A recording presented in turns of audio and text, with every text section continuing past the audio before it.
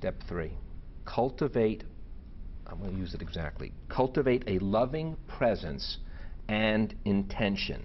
And that goes back to that tone of what you say as well. Because the intention, what vibe you're giving, like you said, if that look of shock when that kid's nose is bleeding, that kid's going to be shocked. If it's a look of peace and joy, oh, this reminds me of when Uncle Harry used to have the nosebleed, that's the third part of it, is what is your intention when you're going there? It is not to create panic. It is to create calm and heal. We do this example of a child falling. We begin the book, I think, with it, of a child falling down and bleeding. And the mother or father has two choices. They can run over and say, oh my God, you're bleeding. Oh, that's so terrible. In which case, the child may become frightened of his or her own blood, or may learn a nice way to manipulate you and make you very upset, and can make you upset anytime. Or you can do what some parents like to do, because they want to be in denial and say, "Buck up, buddy, it's okay. There's nothing wrong." I have seen, you probably have too, parents or heard parents say, "It doesn't hurt." How can you say that to a child? A child's hurt. We want to validate what they're feeling. So somewhere between denial and between what we call awfulizing, somewhere in between those two, there is pacing with the child, recognizing what the child's feeling, honoring the child's feeling, and being lovingly there with them. And the word you use is rapport. Rapport. Developing that rapport. So you're not belittling the situation, you're not exaggerating the situation.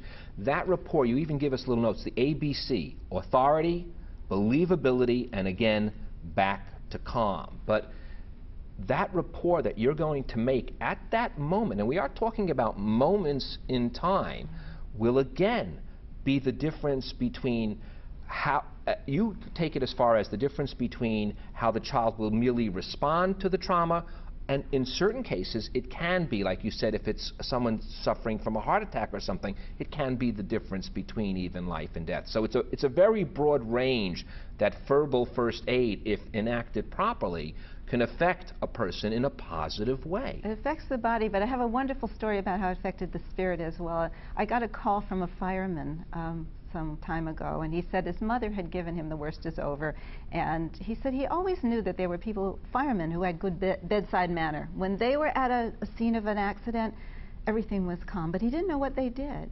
And his mother gave him the worst is over, and he read that book. And then the next day he had to go to a car crash, and there was a mother and about a 5-year-old in the car.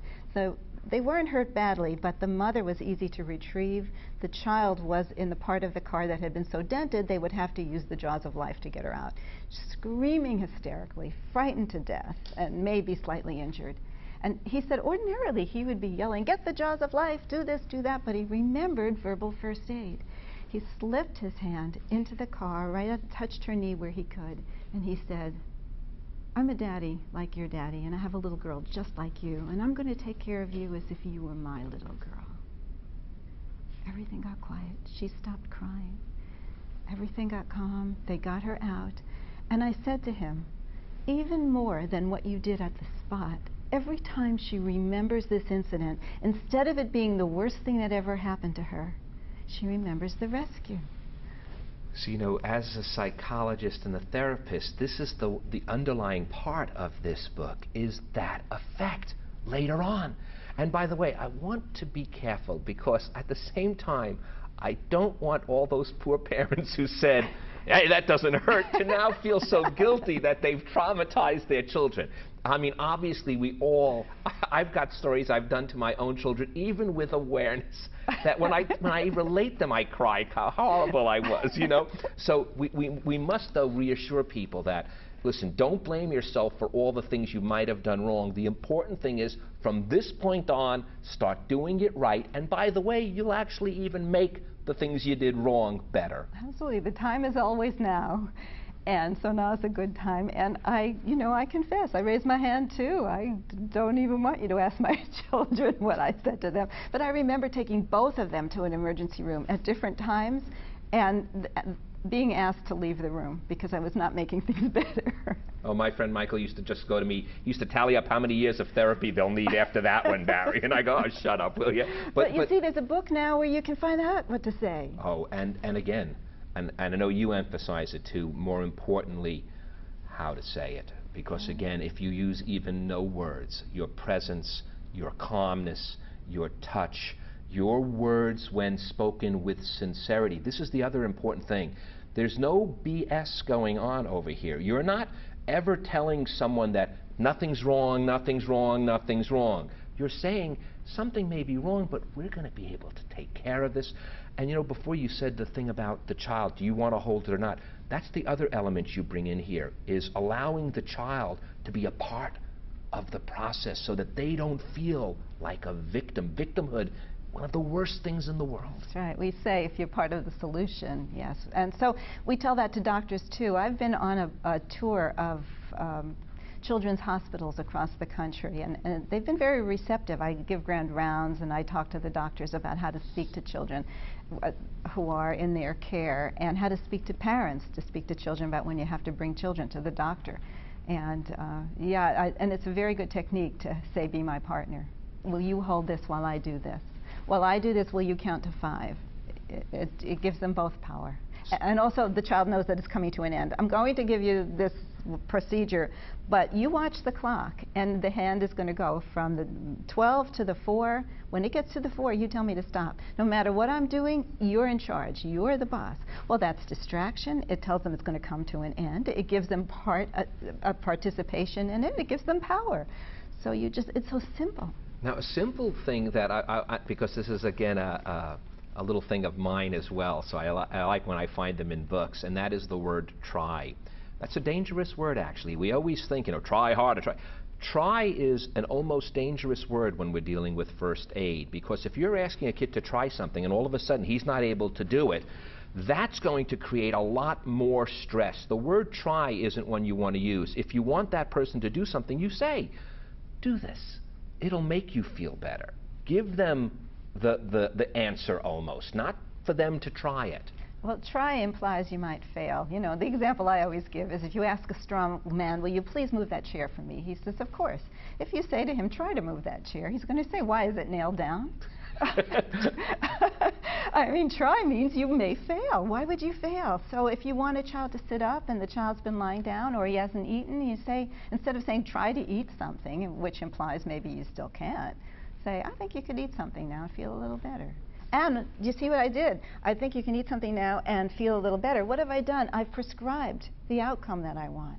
Let's move into suggesting the outcomes that we want, and that's the picture. That's what we call the trajectory of recovery.